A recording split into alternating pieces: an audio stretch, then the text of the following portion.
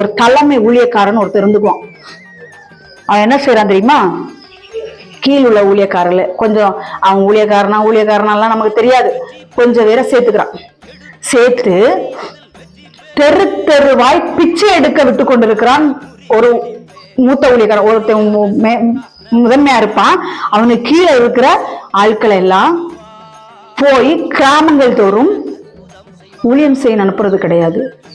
போய் பிச்சை எடுத்துட்டு வா, போய் ஆத்துமாக்களை கொள்ளை அடிச்சுட்டு வா அப்படின்னு சொல்லி ஆத்துமாக்களை கொள்ளையாடுகிற ஓநாய். அதுக்கு பேசாம நான் ஒன்று சொல்லட்டா, இந்த ரோட்டோரங்கள்ல இன்னும் தேவாலய வாசல் எல்லாம் நிறைய பேர் உட்காந்து தட்டுகளை வச்சு பிச்சை எடுத்துட்டு இருப்பாங்க. அந்த மாதிரி ஒரு தட்டை வச்சு அதில் உட்காந்துக்கங்க, தப்பே கிடையாது. ஏன் ஆண்டவருடைய பெயரை சொல்லி தேவனுடைய ஆலயத்துல வந்து தேவனுடைய ஜனங்களை கொள்ளையிடுகிறீர்கள்? பொல்லாத